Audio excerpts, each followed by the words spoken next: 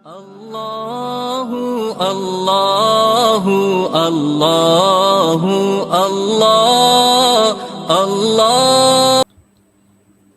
السلام علیکم ورحمۃ اللہ وبرکاتہ۔ وعلیکم السلام ورحمۃ اللہ وبرکاتہ۔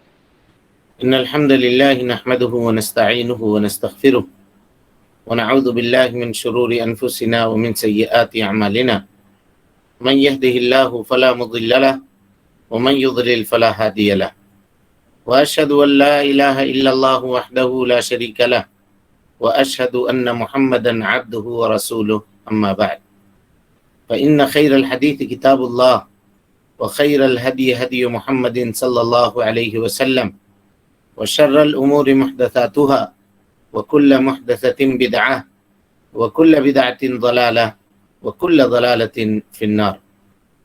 محترم حاضرین، سامعین و سامعات، ناظرین و ناظرات، کتاب التوحید کے اس درس میں آپ تمام حضرات کا خیر مقدم ہے۔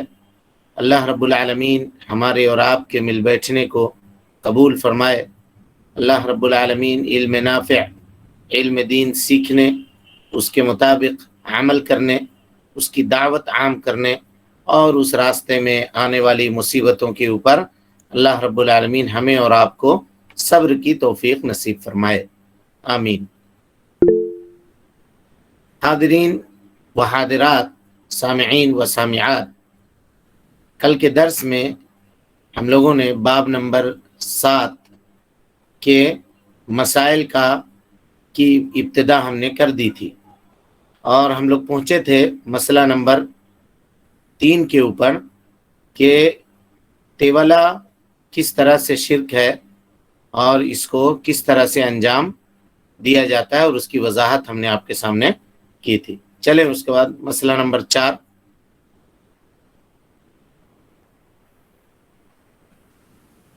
الحمدللہ وحدہ والصلاة والسلام علی من لا نبی بعدہ، اما بعد فاعوذ باللہ من الشیطان الرجیم، بسم اللہ الرحمن الرحیم۔ مسئلہ نمبر 4، نظر بد اور زہریلے جانوروں کا کاٹے کا غیر شرکیہ دم ممنوع نہیں۔ کیا پڑھے؟ نہیں سمجھ میں آیا۔ نظر بد اور زہریلے جانوروں کے کاٹے کا غیر شرکیہ دم ممنوع نہیں۔ نظر بد اور جانوروں کے کاٹنے میں غیر شرکیہ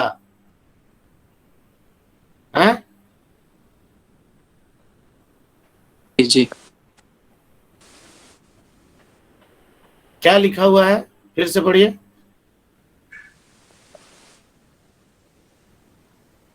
نظر بد اور زہریلے جانوروں کے کاٹے کا غیر شرکیہ دم ممنوع نہیں۔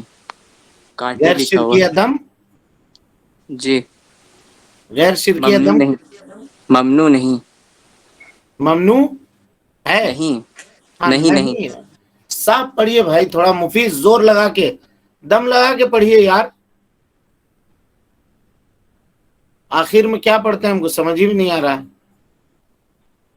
نظر بد اور جانوروں کے کاٹنے میں، یعنی زہریلے جانور کے کاٹنے میں دم کرانا، اور وہ دم اگر غیر شرکیہ ہو تو وہ ممنوع نہیں ہے، ممنوع نہیں ہے۔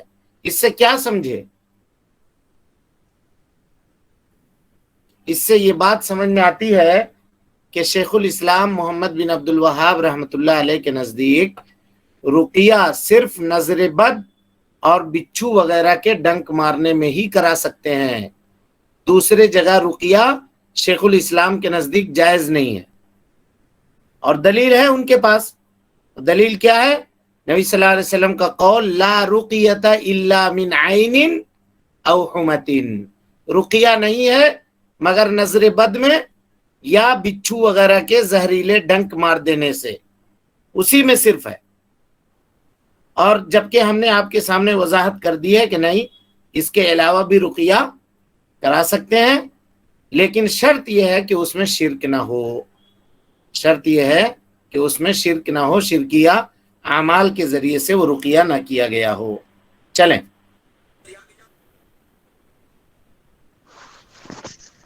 5 قرآنی آیات کے تمیمہ تعوذ کے بارے میں اہل علم کے مابین اختلاف ہے کہ یہ شرک ہے یا نہیں۔ ہاں، قرآنی آیات کا تعویذ، تمیمہ منے تعویذ، اگر کوئی بناتا ہے قرآنی آیات کے ذریعے سے تو اس سلسلے میں علماء کا اختلاف ہے۔ 3 قول ہے، ہم نے بیان کیا تھا آپ کے سامنے۔ اور یہاں ایک چیز نوٹ کیجئے گا جی، یہ اختلاف صحابہ کے زمانے میں نہیں تھا۔ اختلاف کب پیدا ہوا؟ صحابہ کرام رضوان اللہ علیہم اجمعین کے بعد، تابعین کے زمانے میں۔ صحابہ کے زمانے میں کوئی اختلاف نہیں تھا، بلکہ ابن مسعود رضی اللہ تعالیٰ عنہ سے اس کی حرمت ثابت ہے کہ اگر کوئی آدمی ایسی تعویذ جو قرآن مجید کے ذریعے ہی کیوں نہ لکھی گئی ہو، اگر اس کو لٹکاتا ہے تو وہ حرام کام کرتا ہے۔ حضرت ابن مسعود رضی اللہ تعالیٰ عنہ کے سے یہ بات ثابت ہے۔ اور صحابہ کرام رضوان اللہ علیہم اجمعین کے بعد تابعین کرام کے زمانے سے لے کر کے اب تک قرآنی تعویذ کے سلسلے میں اختلاف پایا جاتا ہے، لیکن ہم نے راجح قول اور دلیل آپ کے سامنے بیان کر دی ہے کہ اس مسئلے میں راجح یہ ہے کہ تعویذ اگرچہ قرآن مجید سے لکھی گئی ہو تب بھی اس کا پہننا ناجائز اور حرام ہے، اس کو نہیں پہن سکتے ہیں۔ چلیے 6 نظر بد سے تحفظ کے خاطر جانوروں کے گلے میں تانت باندھنا شرک ہے۔ بالکل، یہ واضح ہے۔ کوئی صرف تعویذ کا مطلب یہ نہیں کہ صرف ہم اپنے میں لگا رہے ہیں، جانور ہو یا گاڑی ہے۔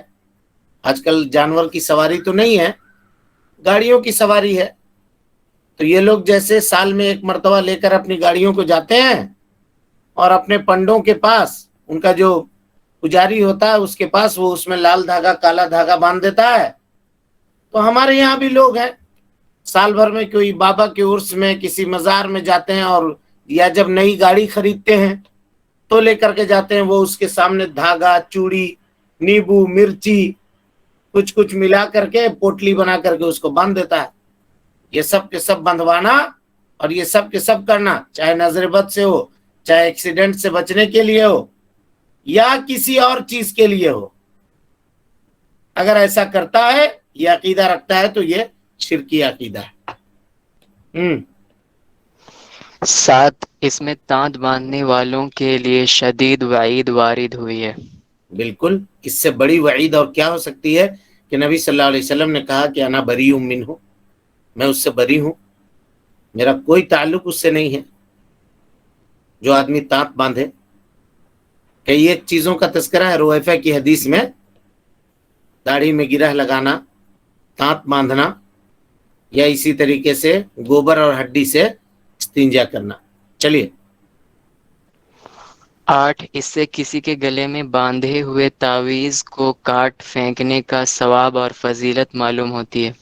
بالکل، ثواب اور فضیلت یہ ہے کہ اگر کوئی آدمی کی کوئی تعویذ پہنے ہوا ہے اور اس کو سمجھاتا ہے، سمجھانے کے بعد ایک صورت تو یہ ہے کہ سمجھا دیا، اللہ تعالیٰ نے اس کے دل میں بات ڈال دی، اور وہ آدمی خود سے اپنے تعویذ کو نکال کر کے، کاٹنے کا مطلب یہ ہے کہ کینچی سے کاٹے، ایسا نہیں ہے، نکال کر کے اگر پھینک بھی دیتا ہے وہ تب بھی ہوگا، یا اگر فتنے سے آدمی محفوظ ہے، مامون ہے، تو اس کے گلے سے پکڑ کر کے اس کو سمجھا کر کے کاٹ دے تعویذ کو، یا نکال کے پھینک دے، تو اللہ کے نبی جناب محمد رسول اللہ صلی اللہ علیہ وسلم نے فرمایا کہ اس کو ایک غلام آزاد کرنے کا ثواب ملے گا۔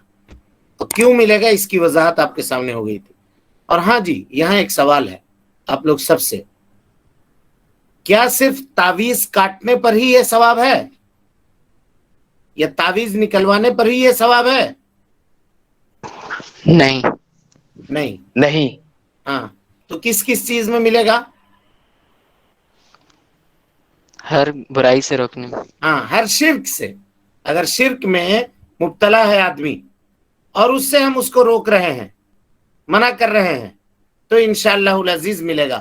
اور شرک جتنا اعلیٰ درجے کا، یعنی اعلیٰ درجہ نعوذ باللہ من ذالک، یعنی جتنا گھٹیا درجے کا شرک نہ ہوگا ثواب اتنا ہی زیادہ ملے گا. یعنی ایک آدمی اگر شرک اکبر میں مبتلا ہے تو آپ اس کو سمجھا کر کے اگر وہ شرک سے اللہ کے فضل اور توفیق سے وہ بندہ توبہ کر لیتا ہے تو اللہ رب العالمین آپ کو اتنا ہی ثواب عطا کرے گا، اور اتنا ہی یعنی اسی حساب سے اس قیمت کی غلام آزاد کرنے کا ثواب آپ کو دے گا. اور یہ کیوں دے گا یہ پتا چل گیا، اس لیے کہ مشرک غلام ہوتا ہے اور اس کی گردن کو شرک سے، اگر آپ کی محنت سے، آپ کی کوشش سے وہ شرک سے توبہ کرتا ہے تو گویا اللہ رب العالمین اس کی گردن کو جہنم سے آزاد کرتا ہے. تو اس کا بدلہ آپ کو اللہ یہ دیتا ہے کہ آپ کو ایک گردن آزاد کرنے کا ثواب ہوتا ہے، اور اس گردن آزاد کرنے کے ثواب کے نتیجے میں آپ کو یہ فائدہ ملتا ہے کہ اللہ تعالیٰ آپ کی گردن قیامت کے دن جہنم سے آزاد کر دے گا.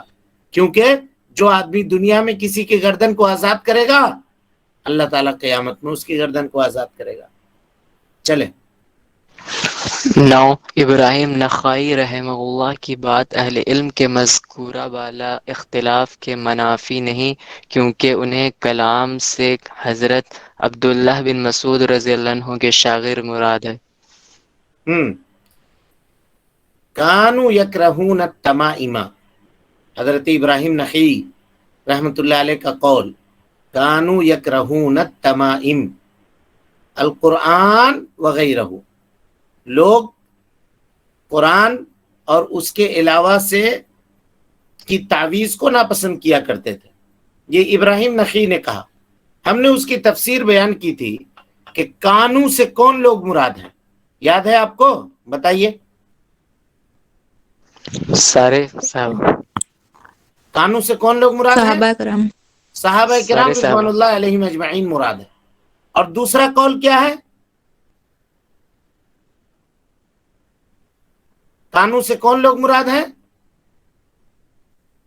حضرت عبداللہ ابن مسعود کے شاگرد لوگ، یہ مراد ہے. تو وہ لوگ جو یہ کہتے ہیں کہ حضرت عبداللہ ابن مسعود کے شاگرد مراد ہیں، جیسا کہ شیخ الاسلام نے بھی کہا ہے، تو وہ لوگ سمجھتے ہیں کہ حضرت عمر ابن عاص کی جو روایت گزری ہے گردن میں لکھ کر کے لٹکانے والا، وہ عمر ابن عاص کے بارے میں یہ سمجھتے ہیں کہ وہ تعویذ قرآنی آیات سے لٹکانے کو جائز کرتے تھے، جبکہ ہم نے کہا کہ وہ چیز عمر ابن عاص رضی اللہ تعالیٰ عنہ سے ثابت ہی نہیں ہے.